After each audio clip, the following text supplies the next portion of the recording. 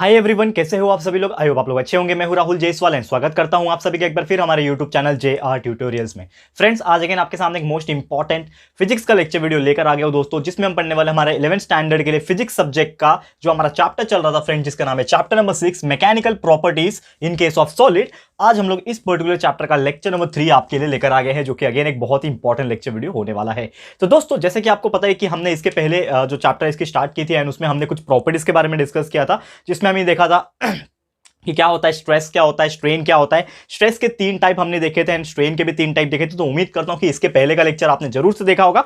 आज हमारा तीसरा लेक्चर है और सबसे पहला जो टॉपिक हमें आज के दिन पढ़ना है वो है दोस्तों हुक्स लॉ। ठीक है ना, हुक्स लॉ। तो ये जो हुक्स लॉ होता है दोस्तों, ये बहुत ही इंपॉर्टेंट एक तरीके से आप बोल सकते हो थियरी है, जो आप लोग को अभी तो पढ़ना होता है। यानी कि अभी आप 11th स्टैंडर्ड में अभी तो पढ़ोगे, जब 12th में जाओगे तो आपको बहुत ज्यादा यूज होगा। एंड जब आप इंजीनियरिंग करोगे तो सबसे ज्यादा ये हुक्स लॉ का ही यूज होता है। और इसका डेफिनेशन क्या बोलता है दोस्तों? डेफिनेशन है within elastic limit, within elastic limit stress is directly proportional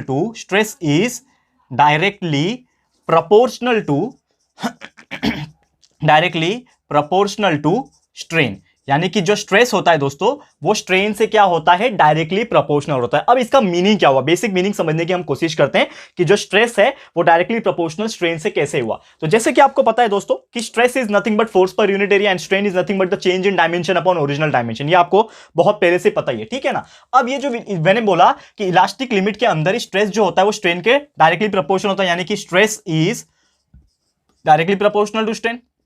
इसको मैं ऐसे लिख सकता हूं, अब जब स्ट्रेस मेरा डायरेक्टली प्रोपोर्शनल स्ट्रेन से है और in order to remove this proportionality sign, अगर मुझे ये प्रोपोर्शनलिटी का साइन हटा के इक्वल का साइन लिखना है तो हम लोग क्या यूज कर सकते हैं, that is stress is equal to E multiply by strain. अब ये जो ई है दोस्तों, यहां पे मैंने ई का मतलब क्या होता है यहां पे मैं लिख के दिखाऊंगा, where E is equal to modulus of elasticity. यानी कि जो ई का वैल्यू है यहां पे क्या रहेगा, मॉडुलस ऑफ इलास्टिसिटी रहेगा।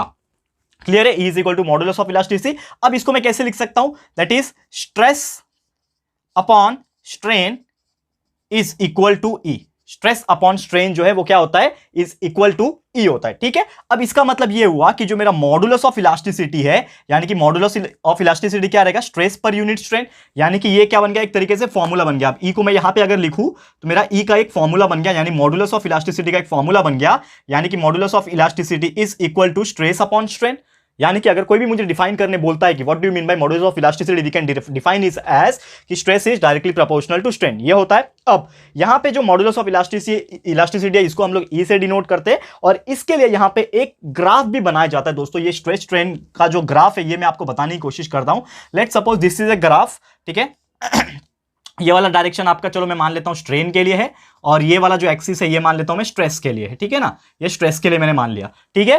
तो मैंने क्या बोला, डेफिनेशन के accordingly within elastic limit the stress is directly proportional to strain. यानी कि जो ग्राफ बनेगा तो स्ट्रेस डायरेक्टली प्रोपोर्शनल स्ट्रेन है, यानी कि स्ट्रेस जितना बढ़ेगा उतना ही स्ट्रेन बनेगा। क्योंकि डायरेक्टली प्रोपोर्शनल का चीज मतलब क्या होता है कि अगर मेरा स्ट्रेस का वैल्यू मैं बढ़ाऊंगा तो स्ट्रेन का वैल्यू भी बढ़ता है, स्ट्रेस का वैल्यू घटाऊंगा तो स्ट्रेन का वैल्यू भी घटता है, ठीक है। अब यही चीज यहां से हम लोग कंसीडर करेंगे, तो यहां पे जो ग्राफ बनेगा वो एक स्ट्रेट लाइन ग्राफ बनेगा। और ये ग्राफ का मतलब ये होता है कि इलास्टिक लिमिट तक, यानी कि एक लिमिट होगा जहां तक स्ट्रेस और स्ट्रेन का वैल्यू सेम होना चाहिए, या फिर एक तरीके से आप बोल सकते हो कांस्टेंट रहता है, लेकिन वो इलास्टिक लिमिट तक उसके अंदर जितने भी स्ट्रेस और स्ट्रेन के वैल्यू रहेंगे वो दोनों एक दूसरे को डायरेक्टली प्रोपोर्शनल रहेंगे। क्योंकि जितना हम लोग स्ट्रेस इंक्रीज करेंगे उतना ही स्ट्रेन इंक्रीज हो रहा है। इसके लिए हमारा ग्राफ जो है एक लीनियर वर्टिकल डायरेक्शन में आगे बढ़ता हुआ दिखाई देता है। क्लियर दोस्तों, तो उम्मीद करता हूं कि यह चीज आपको समझ में आ गया होगा। एंड जो मैक्सिमम वैल्यू होता है स्ट्रेस का, जो भी स्ट्रेस का एक मैक्सिमम वैल्यू होता है, जहां तक आपका स्ट्रेस और स्ट्रेन जो है वो डायरेक्टली प्रोपोर्शनल रहता है ना, जहां तक, क्योंकि देखो स्ट्रेस हम लोग ले रहे हैं तो स्ट्रेस हम लोग ले रहे हैं ज्यादा डायरेक्शन तक, स्ट्रेन भी ले रहे हैं हम लोग ज्यादा डायरेक्शन तक। तो अगर स्ट्रेस और स्ट्रेन डायरेक्टली प्रोपोर्शनल रहेंगे, लेकिन कभी ना कभी तो एक पॉइंट ऐसा आएगा जहां तक वो डायरेक्टली प्रोपोर्शनल रहेंगे, उसके बाद नहीं रहेंगे, तो वो चीज को हम लोग क्या बोलते हैं, इलास्टिक लिमिट बोलते हैं। और वो पॉइंट को हम लोग इलास्टिक पॉइंट भी बोलते हैं। तो आपको याद रखना है, तो इलास्टिक लिमिट का डेफिनेशन क्या हो गया, एक ऐसा पॉइंट होता है, एक ऐसा लिमिट होता है जहां तक मेरा स्ट्रेस और स्ट्रेन डायरेक्टली प्रोपोर्शनल होते हैं। क्लियर है दोस्तों, तो उम्मीद करता हूं कि ये बेसिक चीज आपको समझ में आ गया होगा। अब इसको मैं रफ कर लेता हूं, फिर आपको मैं बताऊंगा और भी बहुत सारे कंसेप्ट है हमारे। ये तो हो गया हुक्स लॉ कंप्लीट। उम्मीद करता हूं कि ये हुक्स लॉ क्या होता है एग्जैक्टली आपको ये चीज समझ में आ गया होगा। बहुत ही सिंपल सा कंसेप्ट है, इसमें कुछ भी नया नहीं है दोस्तों, ठीक है। अब मैं आपको बताता हूं कि क्या होता है हम लोग का इलास्टिक मॉड्यूलस, एंड इसी में एक हम लोग को सबसे पहले आज के दिन पढ़ना है मॉड्यूलस ऑफ इलास्टिसिटी। ठीक है, तो इसको भी फटाफट से हम लोग देख लेते हैं। ठीक है, ओके, तो लेट्स स्टार्ट। सबसे पहले हम लोग बात करेंगे इलास्टिक मॉड्यूलस की। ठीक है, तो क्या होता है हमारा elastic modulus, elastic modulus. Okay, अब इलास्टिक मॉड्यूलस की अगर मैं बात करूं दोस्तों, elastic modulus is nothing but, generally हमको पता है कि जो स्ट्रेस होते हैं या फिर स्ट्रेन होते हैं ना, वो तीन टाइप के होते हैं। तो there are three types of stress and strain, जो कि रिलेट करता है, किसके वजह से रिलेट करता है, या तो वो रिलेट करेगा चेंज इन लेंथ के हिसाब से, यानी कि जो भी मेरा स्ट्रेस और स्ट्रेन आपस में जब रिलेट करेंगे तो या तो वो चेंज इन लेंथ के हिसाब से डिनोट करेगा, या फिर वो चेंज इन वॉल्यूम के हिसाब से डिनोट करेगा। लेंथ भी हो सकता है, वॉल्यूम भी हो सकता है, एंड तीसरा अगर मैं बात करूं वो हो सकता है उसका चेंज इन शेप। ठीक है, जो चेंज इन शेप के हिसाब से भी वो हो सकता है। ठीक है, तो change in length, change in volume and change in shape के हिसाब से ये तीनों ही चीज अगर हम लोग कंसीडर करते हैं तो हमारा इलास्टिक मॉड्यूलस होगा। एंड ऐसे ही जनरली अगर बात करेंगे तो इसी चीज के ऊपर डिपेंड होके तो इलास्टिक मॉड्यूलस भी होते हैं, वो भी क्या होते हैं, तीन टाइप के होते हैं। और उसमें से सबसे पहला जो टाइप हमें पढ़ना है दोस्तों, हमारे लिए जो इंपॉर्टेंट है, सबसे पहला जो टाइप है वो है हमारा यंग्स मॉड्यूलस। तो ये मॉड्यूलस ऑफ इलास्टिसिटी जो हमने देखा था ई, ठीक है ना, मॉड्यूलस ऑफ इलास्टिसिटी जो ई है उसका हमारा तीन टाइप है। वो तीनों टाइप किसके ऊपर डिपेंड करते हैं, एक होता है चेंज इन लेंथ के ऊपर डिपेंड, दूसरा होता है चेंज इन वॉल्यूम के ऊपर डिपेंड, एंड तीसरा होता है चेंज इन शेप। अब ये तीनों हम लोग बारी बारी से पढ़ेंगे, लेकिन आज के दिन आपको सिर्फ और सिर्फ पहला टाइप पढ़ाने वाला हूं, जो कि आपका यंग्स मॉड्यूलस। यंग्स मॉड्यूलस का फॉर्मूला आपको लिखाने वाला हूं, वही फॉर्मूले के बेस पे आपको एक न्यूमेरिकल भी सॉल्व कराऊंगा ताकि आपका कंसेप्ट जो है क्लियर हो जाए। ठीक है दोस्तों, तो इसको रफ कर लेते हैं, फिर हम लोग सबसे पहला हेडिंग डाल देते हैं हमारा आज के लिए, जो कि है आपका यंग्स मॉड्यूलस। ओके, ठीक है, सबसे पहले हेडिंग डाल देते हैं आज के लिए, यो है यंग्स मॉड्यूलस। ठीक है, यंग्स मॉड्यूलस हेडिंग डाल दिया। अब यंग्स मॉड्यूलस को हम लोग डिनोट करते हैं कैपिटल लेटर वाई से। वाई से इसको सिंबॉलिक रिप्रेजेंटेशन होता है। ठीक है, तो वाई से आप डिनोट कर सकते हो उसको, ये चीज को आपको ये चीज याद रखना पड़ेगा। ठीक है, और भी अगर मैं बात करूं दोस्तों यंग्स मॉड्यूलस, तो आपको ये चीज समझ में आ गया, लेकिन इसका बेसिक मीनिंग क्या है। तो सबसे पहले एक साइंटिस्ट थे जिनका नाम है, फिजिसिस्ट है, उनका नाम है थॉमस यंग। यानी कि ये जो नाम रखा गया है वो किसके ऊपर रखा गया है, एक साइंटिस्ट के नाम पे रखा गया है, थॉमस यंग के नाम पे रखा हुआ है। That's why it is called as the Young's modulus. ठीक है, और इसका जो रखा गया था नामकरण वो था 1773 से लेके 1829 के बीच में रखा गया था। 1773 से 1829 के बीच में रखा गया था, तो ये था उसका यंग्स मॉड्यूलस। अब यहां पे हम लोग बोल सकते हैं कि मॉड्यूलस ऑफ इलास्टिसिटी, वो तीन जो चीज हमने देखा था, change in length, change in volume और चेंज इन शेप, तो वो हमारा ये यंग्स मॉड्यूलस है वो किस चीज के ऊपर डिपेंड करता है, कौन से मॉड्यूलस ऑफ इलास्टिसिटी के रिलेशन में आता है। तो हम लोग बोल सकते हैं कि ये किसके आता है, चेंज इन लेंथ के हिसाब से आता है। तो ये क्या होता है, it is the modulus of elasticity. ये है मॉड्यूलस ऑफ इलास्टिसिटी, लेकिन ये किसके रिलेट करता है, it is the modulus of elasticity related to, किसके रिलेट है यहां पे, चेंज इन लेंथ के रिलेटेड है। यानी कि अगर चेंज इन लेंथ हो रहा है हमारा, तो उसके हिसाब से जो भी हमारा मॉड्यूलस ऑफ इलास्टिसिटी बनेगा वो टाइप को हम लोग क्या बोलेंगे, यंग्स मॉड्यूलस बोलेंगे। ठीक है, अब यंग्स मॉड्यूलस का फॉर्मूला क्या होता है वो भी मैं आपको लिखा के देता हूं। तो Young's modulus is equal to, Young's modulus का फॉर्मूला होता है दोस्तों, अगर मैं बता दूं आपको, तो वो होता है, क्योंकि चेंज क्या हो रहा है, चेंज इन लेंथ हो रहा है, यानी कि हम लोग क्या बोल सकते हैं, that is longitudinal stress upon strain. क्योंकि आपको पता है Young's modulus is nothing but modulus of elasticity, जो कि उसका हमने देखा था E is equal to stress upon strain. लेकिन यहां पे स्ट्रेस कौन सा रहेगा, लेंथ वाला, यानी कि लॉन्जिट्यूडिनल क्या रहेगा, लेंथ रहेगा, longitudinal stress upon longitudinal strain, longitudinal stress upon longitudinal strain रहेगा यहां पे। तो यंग्स मॉड्यूलस को हम लोग लिखते हैं कैपिटल लेटर वाई से। लॉन्जिट्यूडनल स्ट्रेस को नॉर्मली सिग्मा से डिनोट किया जाता है और स्ट्रेन को हम लोग स्मॉल लेटर ई से डिनोट करते हैं। तो y is equal to sigma upon E is nothing but formula for calculating the Young's modulus for longitudinal stress upon strain. लेकिन एक चीज हमें पता है दोस्तों कि अगर मैं बात करूं स्ट्रेस की, ठीक है ना, अगर मेरा कोई भी स्ट्रेस, अगर लॉन्जिट्यूडनल स्ट्रेस को अगर मैं कंसीडर करूं, यहां पे मैं लिखता हूं, इसको मैं मान लेता हूं इक्वेशन नंबर 1। ठीक है, अब मैं बात करूं लॉन्जिट्यूडनल स्ट्रेस की, मैं आपको फॉर्मूला बना के दिखा रहा हूं। ठीक है, लॉन्जिट्यूडिनल, ठीक है ना, यहां पे पूरा लिखते हैं हम लोग, लॉन्जिट्यूडिनल स्ट्रेस की अगर मैं बात करूं, longitudinal stress is equal to क्या होता है, फोर्स अपॉन एरिया। ये आपको पता है दोस्तों, फोर्स अपॉन एरिया। तो फोर्स के लिए हम लोग क्या लिख सकते हैं, force is nothing but mass into gravity, यानी कि mg होता है, और एरिया इज नथिंग बट, अगर सर्कल है तो पाई आर स्क्वायर हो जाता है, पाई आर स्क्वायर। ये आपने पहले भी पढ़ा होगा, एरिया जो होता है सर्कल के लिए पाई आर स्क्वायर हो जाता है। ठीक है, तो यहां पे हम लोग बोल सकते हैं कि लॉन्जिट्यूडनल स्ट्रेस का फॉर्मूला आ रहा है mg upon pi R square. वैसे लॉन्जिट्यूडनल स्ट्रेन क्या होता है मेरा, ये आपने पहले डिस्कस किया हुआ है, मैंने आपको पढ़ाया हुआ है। तो लॉन्जिट्यूडनल स्ट्रेन की अगर मैं बात करूं, क्या होता है, change in length upon original length, तो चेंज इन लेंथ के लिए मैं लेता हूं स्मॉल एल और अपॉन ओरिजिनल लेंथ के लिए लेता हूं मैं कैपिटल। यानी कि लॉन्जिट्यूडिनल स्ट्रेस है मेरा mg upon pi R square और लॉन्जिट्यूडिनल स्ट्रेन है स्मॉल एल अपॉन कैपिटल। अब ये उठा के मैं डालता हूं इक्वेशन नंबर 1 में, तो पुट इन इक्वेशन नंबर 1, तो क्या मिलेगा हमें इसमें अगर डाला तो यंग्स मॉडुलस जो था y हमारा वो क्या मिलेगा, लॉन्जिट्यूडिनल स्ट्रेस क्या है mg upon pi R square है, ठीक है ना, mg upon pi R square है, इसको टोटल डिवाइड करेंगे हम लोग स्मॉल l अपॉन l से, तो यहां पे क्या हो जाएगा, ये mg नीचे आ जाएगा आपका, ये पाई आर स्क्वायर नीचे आ जाएगा, तो mg मल्टीप्लाई बाई ये कैपिटल L हो जाएगा, तो mg l upon pi R square और स्मॉल l हो जाएगा, ठीक है ना। यहां पे प्रॉपरली लिख लेता हूं मैं पाई आर स्क्वायर और ये स्मॉल l, तो ये हमारा क्या बन गया दोस्तों, फॉर्मूला बन गया, Young's modulus is nothing but mgl upon pi R square l, ठीक है, ये हो गया हमारा फॉर्मूला। क्लियर है दोस्तों, तो उम्मीद करता हूं कि ये चीज आपको बहुत ही इजीली क्लियर हो गया होगा, बहुत ही आसानी से समझ में आ गया होगा, ठीक है दोस्तों।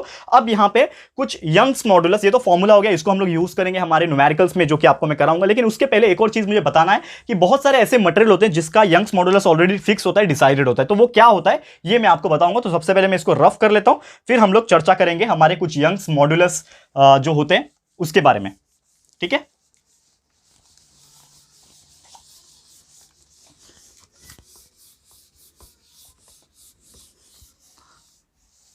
ओके तो यंग्स मॉडुलस अगर मैं बात करूं, इसमें हम लोग को 2-3 अगर पूछा जाए तो हम लोग यंग्स मॉडुलस बता सकते हैं। तो गोल्ड का हमें पता है दोस्तों, यहां पे दिया हुआ है, और भी बहुत सारे एलिमेंट्स है, लेकिन मेन क्या है वो मैं आपको बता दूंगा। गोल्ड का होता है 8.1 into 10⁻10 Newton per metre square, 10⁻10 Newton per metre square, ये होता है गोल्ड का एक तरीके से यंग्स मॉडुलस आप बोल सकते हो। फिर सिल्वर के लिए बात करें, ठीक है ना, सिल्वर के लिए बात करें दोस्तों, तो सिल्वर का होता है 7.6 into 10⁻10 Newton per metre square, ठीक है, ये होता है सिल्वर के लिए। वही अगर मैं कॉपर का बात करूं, ठीक है, तो ये आपको याद रखना है दोस्तों, क्यों बता रहा हूं, क्योंकि ये कुछ ऐसे हैं जो हमेशा एग्जाम में पूछते हैं, तो ये आप लोगों को याद कर लेना है। 2-3 ही चीज लिखा के दे रहा हूं मैं, ज्यादा नहीं लिखा के दे रहा, तो 11.0 into 10⁻10 Newton per metre square, ये जो है आपका यंग्स मॉडुलस होता है फॉर कॉपर।